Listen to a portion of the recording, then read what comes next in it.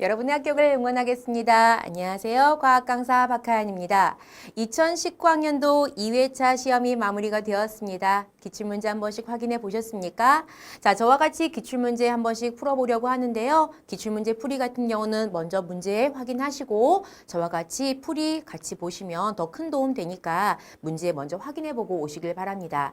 자, 우리요 문제 막 풀기 전에 자, 문항 한번 분석해 보도록 하겠습니다.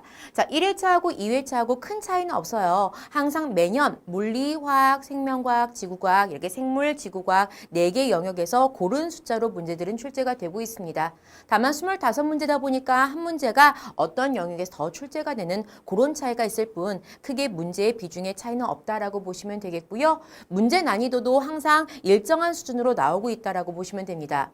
언제나 그렇듯 그래프 혹은 제시문을 통해서 많은 양의 힌트를 주고 그것을 통해서 문제 답을 찾아가는 그런 식의 문제들이 출제가 되니까요. 항상 헷갈리는 내용들이 있으면 제시문들이라든가 그림 속에 힌트가 있지 않은가라는 생각 해주시면 좋을 것 같습니다. 연주시차 계산 문제도 나왔는데요. 자, 계산 문제의 경우도 다른 값들을 통해서 이것을 풀이하는 방법에 공식을 유도해 볼 수 있는 방법들도 나오긴 했어요. 물론 그냥 공식을 알고 있으면 풀기도 하니까요. 하지만 그 공식이 기억나지 않아도 어떠한 문제 속에 있는 힌트를 읽어서 너는 풀 수 있으니 자, 잘 읽어보세요 라는 이런 식의 자료들은 항상 주어지니까 그런 것들 해석하는 거 연습해 보도록 하겠습니다. 자, 한번 1번부터 보도록 할게요. 1번. 자, 그림과 같이 한 물체에 같은 방향으로 크기가 각각 20뉴턴, 40뉴턴인 두 힘이 작용할 때 두 힘의 합력의 크기는 하고 물었습니다. 합력이라는 것은 한 물체에 작용하는 힘들을 다 합하는 것을 이야기하지요. 그때 나란하게 적용하는 두 힘이 같은 방향일 때와 반대 방향일 때 두 가지를 생각해 볼 수 있습니다. 같은 방향일 때는 어떠면 돼요? 더해주면 되고요. 반대 방향의 경우는 큰 힘에서 작은 힘을 빼주시면 되겠죠. 지금 여기서는요 같은 방향이라고 얘기했기 때문에 우리는 두 힘을 더해주면 되겠습니다. 따라서 40뉴턴과 그리고 20뉴턴 합해주시면 몇 뉴턴 나오겠어요? 60뉴턴 나오겠죠? 따라 정답은 4번이고요. 힘의 방향을 물어본다고 한다면 이 방향이라고 하시면 되겠네요. 그죠? 정답은 4번이 되겠습니다. 자, 2번 보도록 할게요. 그림과 같이 빗면 위에 가만히 놓은 물체가 미끄러져서 내려오는 동안 시간에 따른 속력을 나타낸 그래프이다. 속력의 그래프를 찾는 문제네요. 그죠? 자, 다음 마찰과 공기 저항은 무시한다 라고 했습니다. 지금 상황을 보시면 여기 물체가 놓여 있어요. 그때 가만히 두면 이 물체는 분명히 내려올 겁니다. 이 물체가 내려오는 이유는 중력이라는 일정한 크기의 힘 때문에 그렇죠. 일정한 크기의 힘이 작용하게 되면요. 속력은 일정하게 증가하게 됩니다. 따라서 시간 일정하게 이렇게 증가하는 그래프 어디에 있어요? 1번에 있지요. 따라서 정답은 1번으로 골라주시면 되겠어요. 다른 그래프 한번 해석해 보시면요. 이것은 시간에 따라 속력이 점점 감소하는 그래프이고요. 이것은요. 시간에 따라서 속력 증가하다가 감소하는 그래프입니다. 그죠? 이것도 마찬가지긴 한데요. 순간순간의 속력의 변화량이 있는 그래프고요. 이런 그래프들은 우리가 다루지 않으니 1번과 2번 그래프 정도 해석할 수 있으시면 좋겠습니다. 정답은 1번입니다.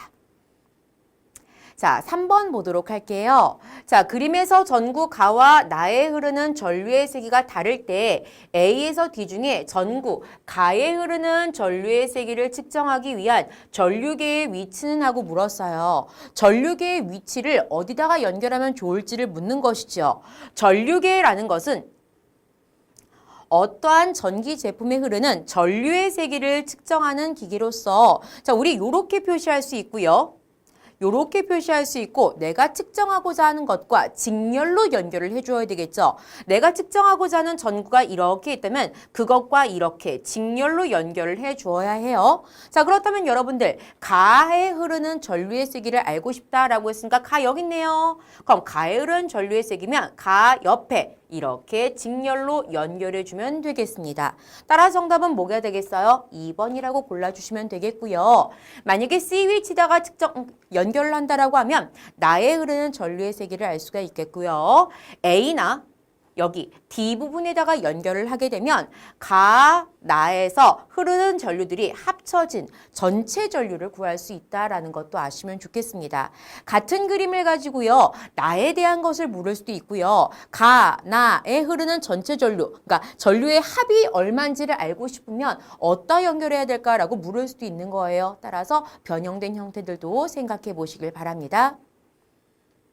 4번, 다음 설명에 해당하는 물리량은 하고 물었습니다. 자, 1번부터 4번까지 여러 가지 물리량들 나와 있죠? 자, 제시문 볼까요? 단위는 자, 와트시, 킬로와트시를 사용한다 라고 얘기했어요. 와트시, 여기 있는 게 H가 우린 C라고 읽고요. 1시간, 2시간 할 때 그 C입니다. 되셨죠? 그리고 킬로와트시는 마치 그램과 킬로그램처럼 천 단위를 킬로로 나타냈다라고 보시면 될 것 같아요. 전기기구에 사용한 전기 에너지의 양이래요. 전기기구에서 사용한 전기 에너지의 양. 소비 전력과 사용 시간을 곱하여 구할 수 있다라고 했어요. 자, 요 이야기는요, 이 단위로도 확인해 볼 수 있어요. 어떻게 해요? 소비 전력, 전력의 단위가 뭐냐면 와트죠. 사용 시간, 시간 단위 뭐예요? H, 1시간, 2시간이란 말이에요. 이 둘 곱했으니까 당연히 단위요, 와트시 나온다고요. 그때 이 와트가 뭐라고요? 전력이요. 사용한 전력의 량을 구한 거예요. 따라서 이것은 전력량이 되겠습니다. 정답 몇 번입니까? 4번이죠. 전력량을 구하는 방법은 전력에다가 무엇을 곱해주어라? 시간을 곱해주어라 라고 생각하시면 되겠고요. 반드시 여러분들 체크하실 것은 이 시간이라는 것은 1시간, 2시간 이런 아워 단위라는 걸 체크하셔야 됩니다. 전기 에너지하고 착각하시면 안 돼요. 전기 에너지도요. 전력에다가 시간 곱하거든요. 그때 그 시간은 초 단위입니다. 구분하셔야 돼요. 그리고 나머지 것을 잠깐 보시면 전류요. 전류 단위 뭘까요? 대문자 A 쓰고요. 암페어라고 읽지요. 자, 전압 단위는요. 이렇게 V 쓰고요. 볼트라고 읽습니다. 그리고 저항 단위는 이렇게 쓰고요. 옴이라고 읽죠. 이렇게 제시문에 나와 있는 단위들만 보고도요. 우리는 답을 찾을 수 있으셔야 돼요. 따라서 전류, 전압, 저항의 단위들도 한 번 더 보시길 바랍니다. 자, 5번 보도록 할게요. 5번. 그림과 같이 레이저빛이 입사각 60도로 평면 거울에 입사할 때 반사각의 크기는 하고 물었습니다. 자, 반사각과 입사각에 대한 이야기를 알고 계시면 되면서 여러분들이 여기서 알고 계실 것은 반사법칙이죠. 반사법칙이라는 것은 무엇을 얘기하는 거예요? 입사각의 크기와 반사각의 크기는 언제나 같다죠. 항상 같다는 거예요. 불변이에요. 아시겠죠? 언제나 같은 겁니다. 그때 입사각이 의미하는 게 뭐예요? 자, 들어오는 빛 입사광선과 이 가운데 있는 이 선을 우린 법선이라고 얘기하죠. 한번 써볼까요? 법선. 입사광선과 법선이 이루는 이 각을 우리는 입사각이라고 얘기한단 말이에요. 그럼 입사각 몇 도인 거예요? 60도인 거죠. 문제가 친절하게 입사각 60도입니다라고 얘기해 주었지만 그렇게 얘기해 주지 않고 그림에서만 나와 있어도 여러분들은 반드시 알고 계셔야 되는 거예요. 아시겠죠? 그래서 60도구나. 그럼 반사각 당연히 몇 도여야 되겠습니까? 60도 나와 주어야 되겠죠? 따라서 입사각, 반사각 같은 60도 골라줍니다. 정답은 몇 번? 3번이 되겠습니다. 되셨죠? 그래서 입사각, 반사각 같은 반사법칙 기억하도록 하세요. 자, 6번 보도록 하겠습니다. 계속 물리에 대한 문제들 먼저 풀고 있는 거예요. 다음 중 진폭이 가장 큰 파동은 했습니다. 자, 이 문제는 조금 낯설게 느끼셨을 수도 있을 것 같아요. 자, 진폭이 뭐지? 이런 느낌이 드셨을 수 있는데 자, 이런 파동의 그림에서 진동의 중심에서 이렇게 마루까지 혹은 진동의 중심에서 골까지 요것을 우리는 진폭이라고 이야기합니다. 결국에 진동의 폭을 우리는 진폭이라고 한다 라고 생각하셔도 될 것 같아요. 자, 그렇다면 그 개념을 알고 있으면 문제는 수월하게 푸실 수 있으시죠. 자, 여기는 진폭이 얼마예요? 4cm인 것이죠. 그죠? 센티미터인 것이고 여기는 얼마입니까? 요만큼입니다. 따라서 얼마예요? 2cm예요. 되셨죠? 자, 이 경우 얼마입니까? 2cm고요. 요 경우는 1cm가 됩니다. 따라서 진폭이 가장 큰 파동은 1번이 되겠습니다. 되셨죠? 자, 이것을 조금 더 어렵게 내면 이렇게 물어볼 수도 있습니다.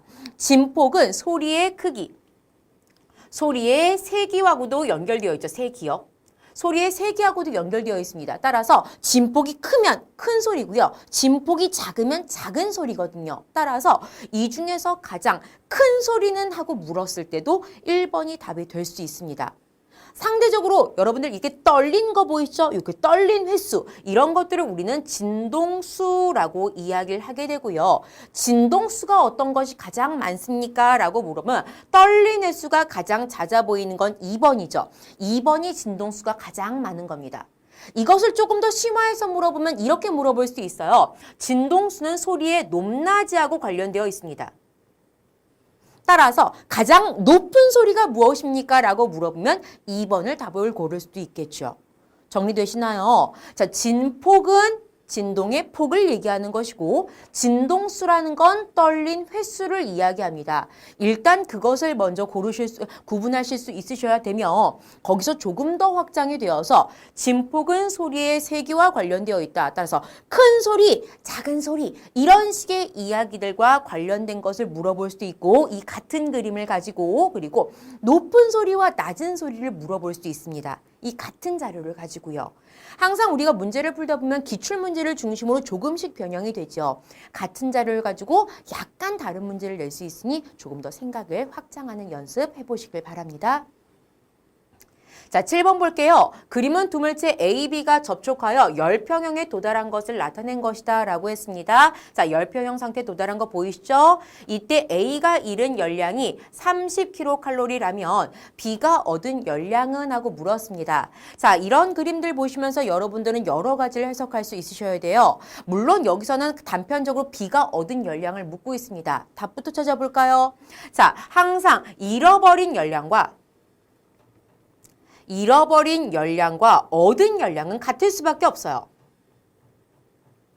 자, 생각을 해보면 간단한 얘기입니다. 자, A가 10을 잃어버렸어요. 근데 B가 50을 얻을 수는 없는 거예요.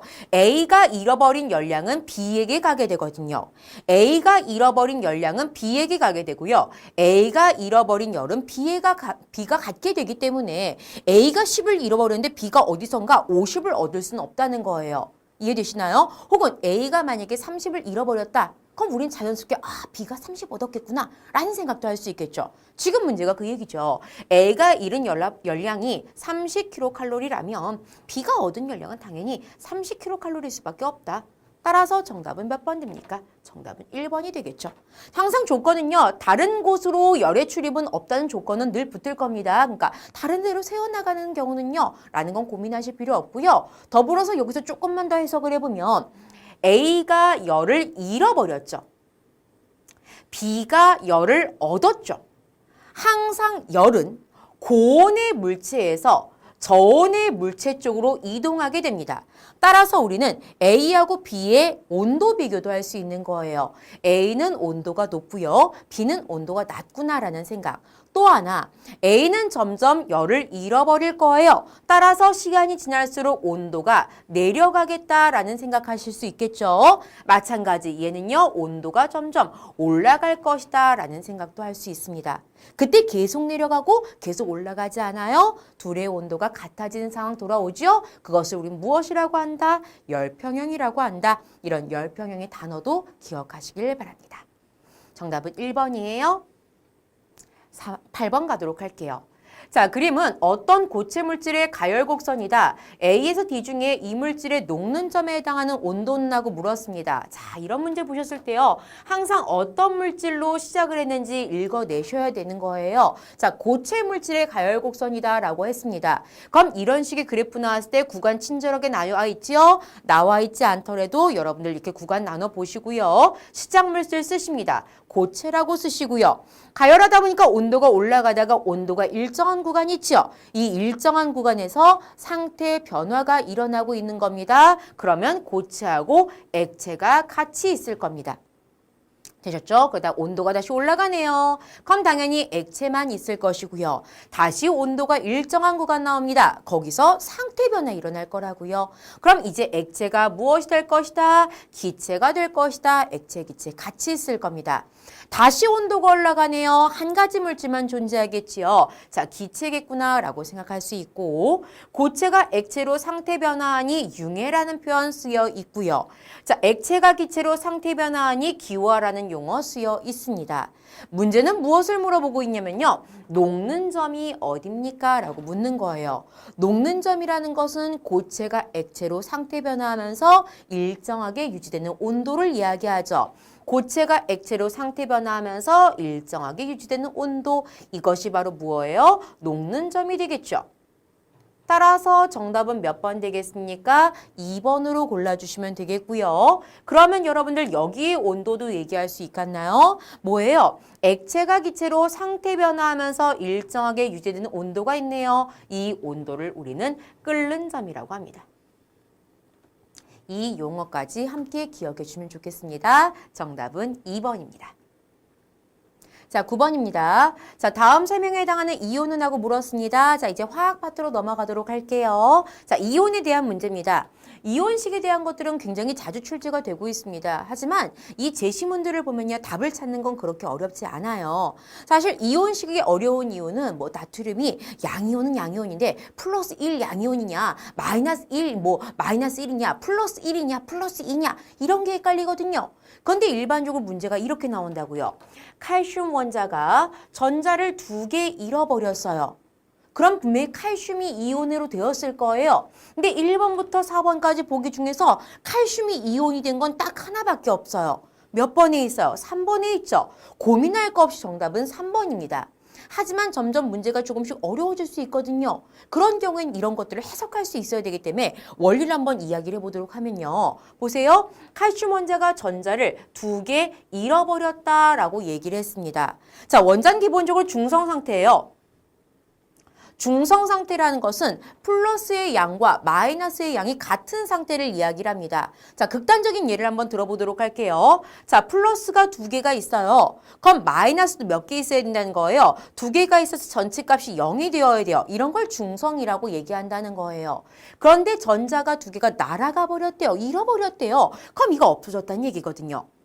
그럼 이거 0 될까? 0 되지 않겠죠. 얼마겠습니까? 플러스 2겠죠. 즉 전자 2개를 잃어버리게 되면 플러스 2에 무엇이 될 것이다? 양이온이 될 것이다 라는 생각을 할 수 있으시면 좋겠다는 겁니다. 자, 그럼 보세요. 이건 플러스 1의 양이온, 플러스 1의 양이온, 플러스 2의 양이온, 플러스 2의 양이온이죠? 그런데 칼슘입니다. 따라서 몇 번? 3번이 정답이구나 라고 생각할 수 있겠죠? 그러면서 우리 했던 내용들, 이것은 전자 몇 개 잃어버렸겠어요? 1개 잃어버렸겠죠? 나트륨 이온입니다. 자, 이것은 은이온으로서 전자 하나 잃어버린 경우인 것이고요. 4번은요, 마그네슘 이온으로서 전자 2개 잃어버린 것입니다. 자, 첫 번째 제시문에 있는 문장만 갖고도 충분히 풀 수 있었습니다. 하지만 다음 것도 볼게요. 탄산이온과 반응해서 탄산칼슘 앙금 생성한다. 앙금 생성 반응에서 나올 수 있는 내용이죠. 흰색 앙금입니다. 정답은 3번이에요. 자, 10번. 그림과 같은 장치로 서로 잘 섞이는 액체 혼합물을 끓여서 분리할 때 이용되는 물질의 특성은 하고 물었습니다. 서로 잘 섞이는 액체 혼합물 끓인대요, 여러분들. 자, 끓인다 나왔으면 여러분들 뭐 생각할 수 있어요? 끓는 점 생각할 수 있죠? 정답은 2번으로 바로 볼 수 있습니다. 그때 이 장치의 이름 한번 얘기해 볼까요? 이 장치의 이름은 증류장치입니다. 자, 장치 이름은 증류장치고요. 증류장치는요, 끓는 점을 이용한 장치인 거예요. 끓는 점을 통해서 A, B 두 가지가 섞여 있는 액체 혼합물이 있다고 한다면 끓는 점이 낮은 것이 먼저 끓어서 나갈 수 있도록 하는 것을 우리는 증류라고 얘기해요. 자, 여기에 만약에 A하고 B하고 이렇게 섞여 있었어요. 그런데 이쪽으로 B가 이렇게 나왔어요. 그럼 우린 생각할 수 있다는 거예요. 아, B가 끓는 점이 더 낮구나 라고요. 됐어요? 이런 방법을 증류라고 하고요. 이용된 특성은 끓는 점입니다. 11번 다음 설명에 해당하는 예로 적절한 것은 하고 물었습니다. 물리변화는 물질의 고유한 성질이 변하지 않고 모양이나 상태가 변하는 것을 이야기한다. 모양이나 상태가 변하는 것을 이야기한다 라고 나와 있죠. 자, 이것에 해당하는 예를 찾아보세요 라고 얘기하는 거예요. 뭘까요? 1번 철사를 구부렸대요. 자, 철사, 동그라미 철사가 있어요. 그걸 하트로 만들어요. 세모 모양으로 만들어요. 구부리면서 계속 모양을 바꿀 수 있어요. 그렇다고 철사가 다른 물질로 바뀌나요? 그렇진 않지요. 이런 걸 우리는 물리변화라고 얘기합니다. 정답은 1번이네요. 자, 이것은 모양 변화입니다. 되셨죠? 그럼 나머지 것들은 물리변화가 아니라는 거겠네요. 살펴볼까요? 나무가 불에 탔다. 탔다는 것은 연소 반응을 이야기하는 것으로서 나무가 산소하고 반응을 하면서 빛과 열이 나죠. 빛과 열이 나면서 타는 이것은 화학 변화입니다. 되셨죠? 따라서 아니고요.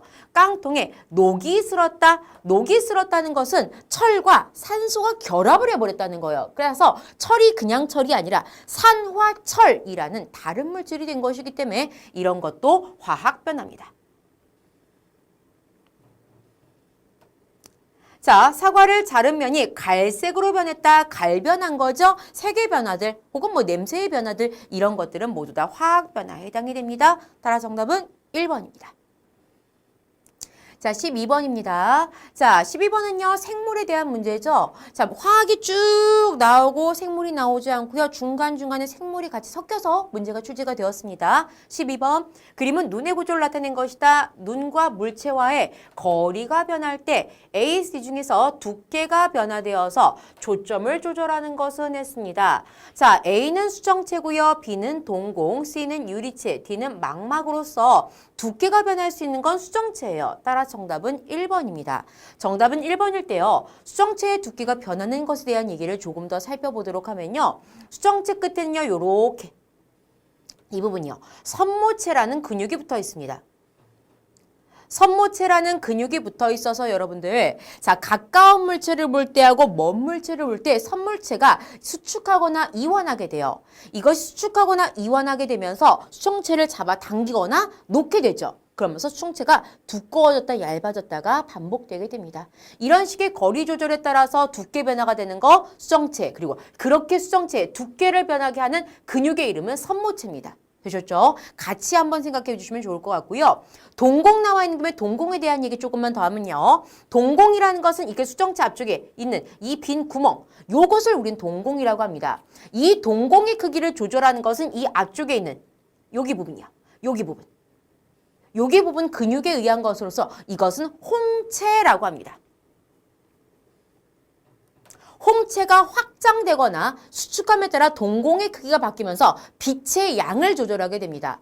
자, 홍채는요, 무엇과 관련된 거냐면 동공의 크기와 관련되어 있고 이것은 빛의 양과 관련되어 있다. 밝다, 어둡다의 변화와 관련된 것이고요. 선모체는요, 수정체의 두께와 관련되어 있으며 이것은 물체와의 거리와 관련되어 있다. 거리 조절과 관련되어 있다. 이것을 좀 정리할 수 있으시면 좋겠습니다. 더불어서 유리체는 그냥 눈안을 채우고 있는 물질이고요. 망막 안에 시각세포가 들어있다. 빛을 감지하는 세포가 있다라는 것도 같이 기억하시면 좋을 것 같습니다. 정답은 1번입니다.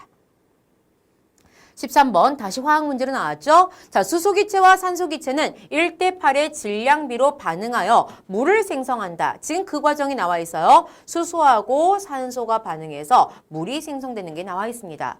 다음에서 반응한 산소기체의 질량은 하고 물었습니다. 자, 이 문제를 푸는 방법은 두 가지라고 생각을 해주시면 좋을 것 같아요. 자, 질량보존 법칙 한번 생각해 볼까요? 질량보존 법칙은 자, 반응물의 질량과 생성물의 질량이 어때야 된다? 같아야 된답니다. 따라서 자, 처음에 2g 들어갔어요. 그리고 괄호 그램 들어갔어요. 그랬을 때 나온 게 몇 그램 나와야 돼요? 18g 나와야 돼요. 반응물의 질량과 생성물의 질량이 같아야 되는 거거든요. 따라서 우리는 이 안에 얼마가 들어간다는 걸 알 수 있습니까? 16g이 들어간다는 것을 알 수 있습니다. 이렇게 푸는 게 한 가지 방법이에요. 되셨죠? 또 하나, 두 번째 방법은 이렇게 푸셔도 됩니다. 자, 질량비에 대한 이야기. 질량비에 대한 이야기를 나타낸 법칙은 일정성분비 법칙이죠. 자, 일정성분비 법칙으로서 항상 어떠한 화합물이 생성될 때는 자, 화합물을 구성한 원소들 사이에는 일정한 질량비가 있다라는 겁니다. 됐어요? 자, 그렇다면요. 지금 1대 8의 질량비로 반응을 할 거거든요. 그래서 여러분들 1대 8의 질량으로 반응하면 얼마 나오겠어요? 9 나올 거란 말이에요. 이게 반응물이고 이게 생성물이니까요. 됐습니까? 자, 그런데 지금 얼만큼 나왔어요? 18g 나왔네요. 그죠? 그럼 지금 들어간 산소는 얼만큼일까? 8대 9는 네모 대 18g 이렇게 하셔도 됩니다. 되셨어요? 그럼 안에 거 곱한 거, 밖에 거 곱한 거 같으면 되겠죠? 따라서 9 곱하기 네모는 자, 8 곱하기 요렇게 해주시면 되겠고요. 따라서 네모는 얼마가 되겠습니까? 16g 요렇게 나올 수도 있습니다. 자, 편한 방법으로 하시면 돼요. 다만 질량비라는 조건이 나와 있으니까 자, 이런 일정 성분비 법칙 한번 생각할 수 있으시면 좋겠어서 이 얘기까지 해보았습니다. 정답은 4번. 자, 14번이요. 다시 생물로 넘어왔네요. 자, 잎의 단면 그림입니다. 그림은 잎의 단면 구조를 나타낸 것이다. 세포가 울타리를 세우는 것처럼 나란히 배열되어 있고 광합성이 가장 활발하게 일어나는 곳은 하고 물어봤네요. 자, 울타리를 세우는 것처럼 나란히 배열되어 있대요. 울타리 조직 얘기하는 거죠. 어머 세상에 울타리 조직이라는 이름까지 써주었어요. 정답은 바로 볼 수 있죠. 몇 번입니까? 2번입니다. 됐습니까? 2번 울타리 조직은 이렇게 길쭉한 세포들이 굉장히 나란하게 촘촘하게 배열되어 있으며 여기에는요. 자, 엽록체가 굉장히 많죠. 엽록체가 굉장히 많기 때문에 광합성이 매우 활발하게 일어날 수 있습니다. 상대적으로 이쪽에 좀 밑에 쪽에 좀 엉성하게 배열되어 있는 여기를 우리는 해면 조직이라고 얘기합니다. 물론 이곳에도요. 엽록체는 존재합니다. 따라서 광합성 가능해요. 상대적으로 표피 조직 같은 경우는요. 표피세포에는 엽록체가 있지 않습니다. 여기는 엽록체가 없다. 따라서 광합성 할 수 있다 없다? 광합성 할 수 없다는 거 기억하시고 특이하게도 표피세포가 변한 공변세포는 엽록체가 있다. 따라서 광합성이 가능하다라는 것도 아시면 좋겠습니다. 자, 이런 식의 그림 갖고 어떻게 물어볼 수 있습니까, 여러분들? 자, 이런 그림 딱 줘놓고선 다음 중 광합성이 불가능한 곳은? 하고 물어볼 수도 있죠. 그럼 답은 몇 번입니까? 답은 1번 A로 고르셔야 되는 겁니다. 되셨죠? 지금은 답은 1번 아니고요. 지금은 정답은 2번이 되겠습니다. 되셨죠? 하나 그림 가지고 여러 가지 생각하는 연습 해보셔야 합니다. 자, 15번입니다. 그림은 사람의 건강한 심장에서 혈액 흐름을 나타낸 것이다. 심장으로 들어오는 혈액을 받아들이는 곳만을 옳게 짝지은 것은 했습니다. 자, 지금 그림을 딱 보시면 자, 그림 속에 답이 있다고 제가 말씀드렸었지요. 그림 보시면요. 심장으로 들어오는 화살표가 딱 나와 있지 않습니까? 들어오는 화살표 어디로 들어가고 있어요? 우심방으로 들어가고 있고요. 좌심방으로 들어가고 있습니다. 심장으로 들어오는 혈액을 받아들이는 곳을 물어보았으니 들어오는 것 우심방, 좌심방 골라주시면 되겠죠. 정답 몇 번 되겠습니까? 우심방, 좌심방 4번 골라주시면 되겠습니다. 되시겠지요? 그럼 상대적으로 우심실과 좌심실은요. 심장에서 나가는 부분이 되겠습니다. 되셨나요? 정답은 4번. 자, 16번 보도록 합니다. 다음 예에 해당하는 화학 반응은 하고 물었습니다. 자, 제시문 읽어볼까요? 생선 비린내를 없애기 위해 레몬즙을 뿌린다. 벌침에 쏘였을 때 암모니아수를 바른다라고 나와 있습니다. 자, 이 내용들의 제시문들을 좀 교과를 공부하실 때 조금 잘 보셨으면 문제는 아주 쉽게 푸실 수 있습니다. 하지만 이런 내용들을 좀 읽어보지 않으셨던 분들은 좀 어렵게 느끼실 수도 있는 문제라고 생각을 해요. 자, 지금 잘 기억하도록 할게요. 자, 비린내는요, 염기성입니다. 염기성을 띠는 비린내를 제거하고 싶어요. 그래서 레몬즙을 뿌립니다. 레몬즙은 산성이거든요. 염기성 물질에다가 산성을 넣어서 염기성을 없애고 싶어요. 뭐 하고 싶은 거예요? 중화시키고 싶은 중화 반응을 얘기하는 겁니다. 마찬가지예요. 벌침에 쏘인다는 것은 산성, 물질에 지금 내 피부가 상하고 있다는 뜻인 거예요. 거기다가 암모니아수, 염기성 암모니아수를 바르게 됩니다. 그럼 중화 반응이 일어날 거라는 거예요. 그래서 고통이 조금 사그라들 수 있더라라는 얘기하는 겁니다. 산성과 염기성 물질 만나서 물이 생성되는 그 반응을 우리는 중화 반응이라고 얘기하죠. 따라 정답은 몇 번입니까? 4번이 되는 거예요.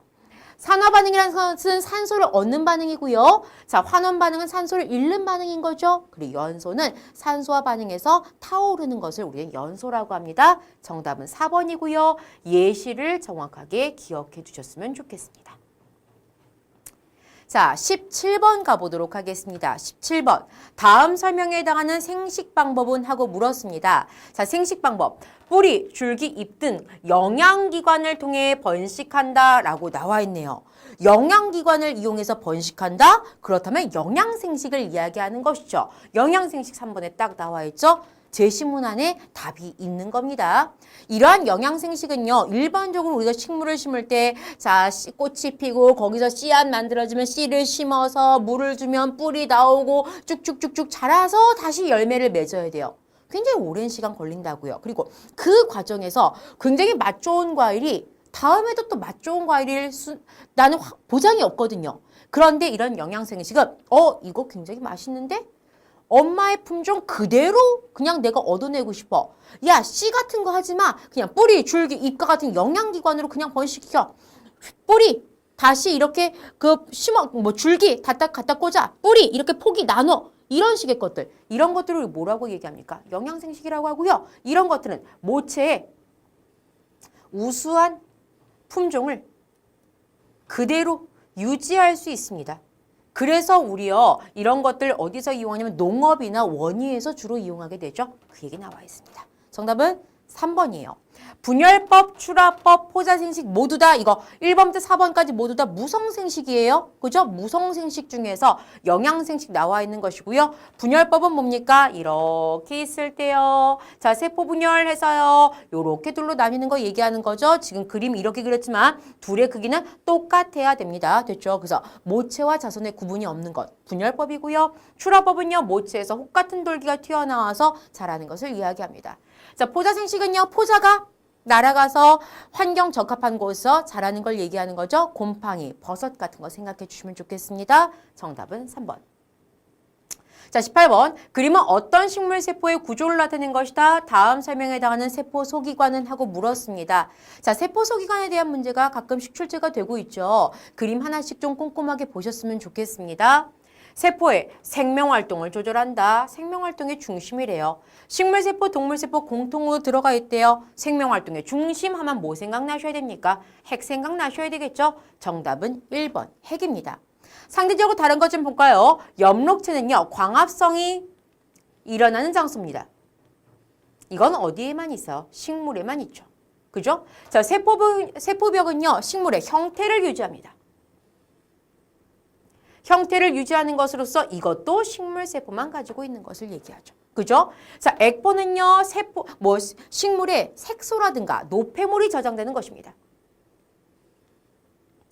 자, 이것은 식물에 주로 발달되어 있죠. 그죠? 이런 내용을 통해서 이거 식물세포구나 라는 거 충분히 알 수가 있고요. 정답은 뭡니까? 핵입니다. 답은 1번. 자, 19번이요. 자, 그림은 어느 집안에 ABO식 혈액형 가계도가 나와 있습니다. 그죠? 가계도에 일부 나와 있어요. 가해 혈액이 될 수 없는 것은 하고 물었습니다. 자, 가계도 분석에 대한 얘기네요. 자, 한번 자세히 보도록 할게요. 자, 돌연변이 없습니다. 자, 아버지가 AB형이에요. 그리고 어머니도 AB형이네요. 그죠? 그럼 아버지의 생식세포, 즉 정자 안에 들어갈 수 있는 건 두 가지예요. A가 들어가거나 혹은 뭐가 들어가거나 B가 들어가거나 둘 중에 하나를 자손에게 줄 수 있으니까요. 마찬가지예요. 어머니의 난자 안에도 들어갈 수 있는 건 A가 들어가거나 혹은 B가 들어가거나 둘 중에 하나밖에 들어가지 못하는 거예요. 따라서 A가 들어가거나 혹은 B가 들어가거나 둘 중에 하나가 들어갑니다. 뭐가 있을지 몰라요. 어떤 게 만날지 몰라요. 그때 아버지의 A 정자와 어머니의 A 난자가 만나면 이것은 A형, 즉 뭐예요? A형 자손이 나온다는 소리입니다. 만약에 아버지의 A형 정자와 어머니의 B형 난자가 만나게 되면요. A, B형 자손이 만들어지게 되고요. 아버지의 B형 정자와 어머니의 A형 난자가 만나면 마찬가지죠. A, B형의 자손이 만들어지게 됩니다.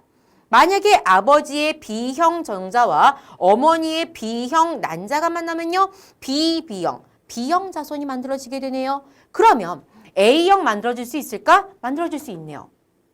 됐죠? 자, A, B형 만들어질 수 있죠. 그죠? B형 만들어질 수 있네요. 근데 O형은 만들어질 수 없습니다. 그죠? 따라 정답은 몇 번이에요? 3번이다 라고 골라주시면 되겠습니다. 20번 볼게요. 자, 이제 지구과학 문제입니다. 자, 그림은 판의 경계 중에서 발산형 경계를 나타낸 것이다 라고 했습니다. 자, 이에 대한 설명으로 옳은 것하고 물어보았죠. 자, 발산형 경계라는 것을 그림을 통해서 충분히 이해하실 수 있으세요.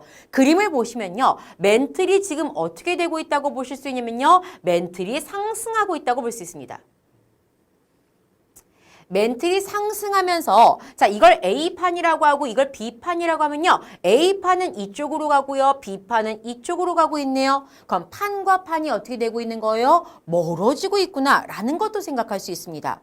그러면서 지금 여기에서 계속 새로운 물질이 올라오고 있죠. 따라서 새로운 물질이 만들어지고 있고요. 여기 이렇게 길게 산맥이 생기죠. 이것을 우리는 무엇이라고 얘기하는 거예요? 해령이라고 얘기합니다. 바다 밑의 경우는.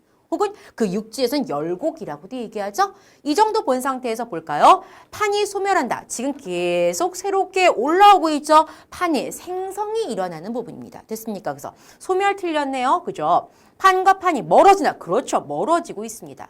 멘틀 물질 하강한다? 상승하고 있죠. 습곡산맥이 주로 형성된다. 아니죠. 그죠? 따라서 자 2번이 맞다라고 보시면 되겠네요. 자 발산형 경계 낯선 단어일 수 있습니다. 하지만 낯설다고 이거 못 풀겠는데 하지 마시고요. 나와 있는 자료들 꼼꼼하게 읽어보시면 정답을 조금 찾을 수 있겠다라고 생각합니다. 21번. 다음 설명에 해당하는 것은 하고 물었습니다. 자, 암석이 높은 열과 압력을 받아서 조직과 성분이 변해서 만들어진 암석이다 라고 했습니다. 자, 여기서 힌트요. 조직과 성분이 변했대요. 그죠? 높은 열과 압력을 받았대요. 자, 편암, 편마암이 가장 대표적입니다. 편암, 편마암. 자, 이것을 우리는 뭐라고 해요? 변성암이라고 합니다. 성질이 변한 암석인 것이죠. 변성암의 단어를 좀 자세히 살펴보시면 위에 있는 제시문과 맞춰보실 수 있어요. 성질이 변한 암석, 변성암이고 변성암의 예로 편암과 편마암이 있구나라고 생각해 주시면 좋겠습니다. 나머지 암석들 좀 볼까요? 여감삼, 이암. 이암은요, 쉐일이라고도 하는데요. 이것들은 모두 다 퇴적암입니다. 퇴적암으로써 퇴적물이 굳어서 생성된 암석인 거예요. 자, 여감은 주로 자갈이, 사암은 주로 모래가, 이암은 주로 진흙이 퇴적되어서 만들어진 퇴적암이다 라고 생각해 주시면 좋겠습니다. 정답은 4번입니다.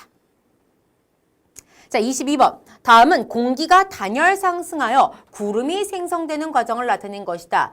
A에 해당하는 것은 하고 물어보았습니다.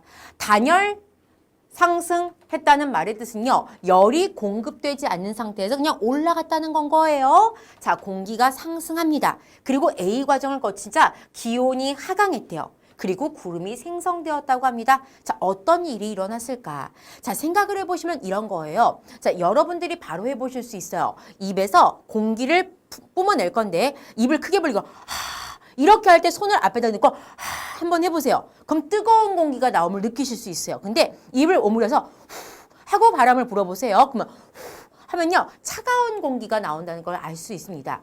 이게 무슨 말이냐면요. 입이 조그만 상태에서 공기가 나오면요. 조그만 입을 통과해서 나오다가 갑자기 밖에 공간이 넓어졌죠. 조그만 공간을 나오다가 공간이 팡 커지게 됩니다. 그러면서 넓은 공간으로 갑자기 팍 커지다 보니까 기온이 뚝 떨어져 버리는 거거든요. 같은 원리입니다.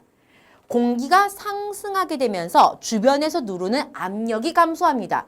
압력이 감소하니까 이것이 빵 커져버리는 거예요.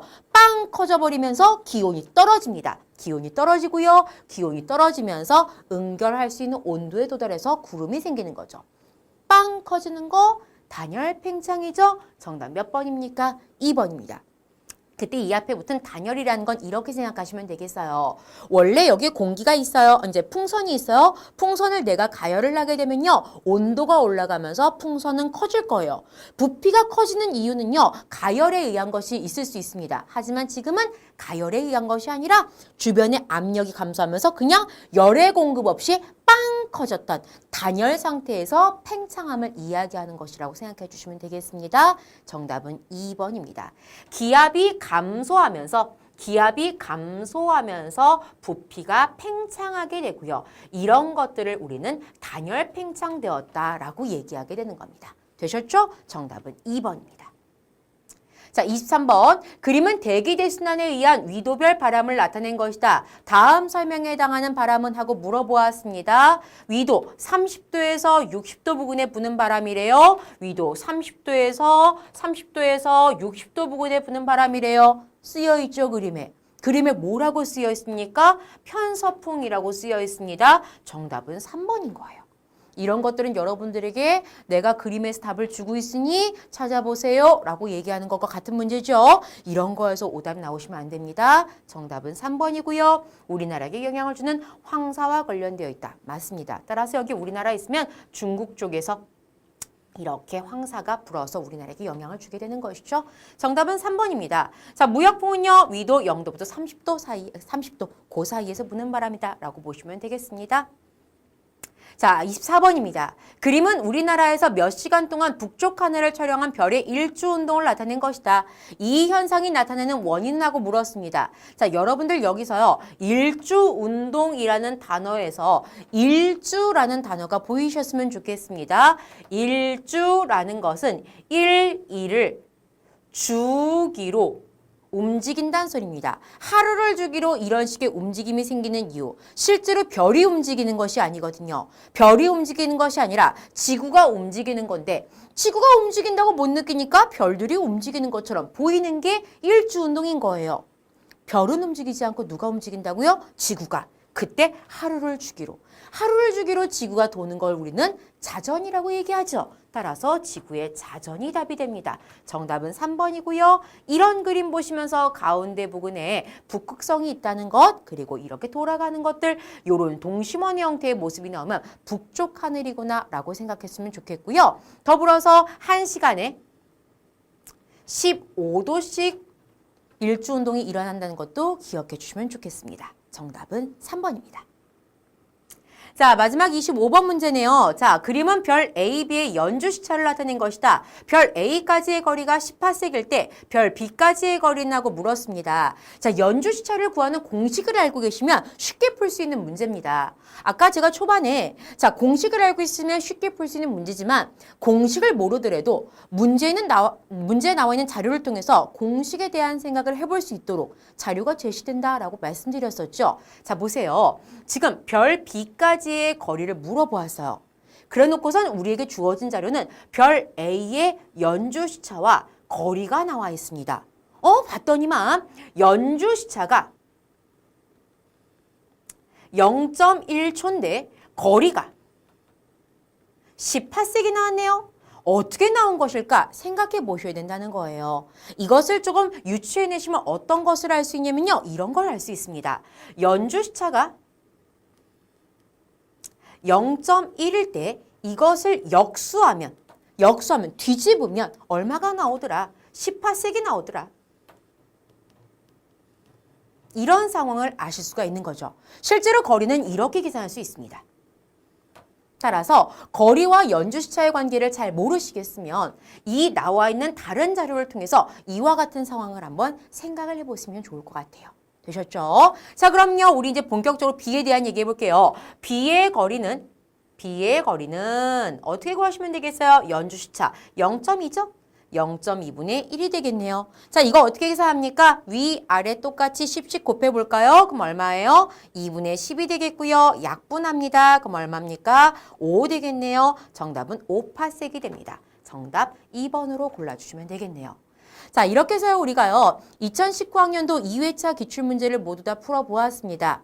자, 총 25문제 풀면서 아마 익숙한 내용들과 익숙하지 않은 내용들을 구분하실 수 있으실 것 같아요. 자, 익숙하지 않은 내용들은요, 다시 한번 개념서 확인해 보시면서 내가 부족한 부분들 무엇인지 한 번 더 체크하는 기회 되셨으면 좋겠습니다. 수고하셨습니다.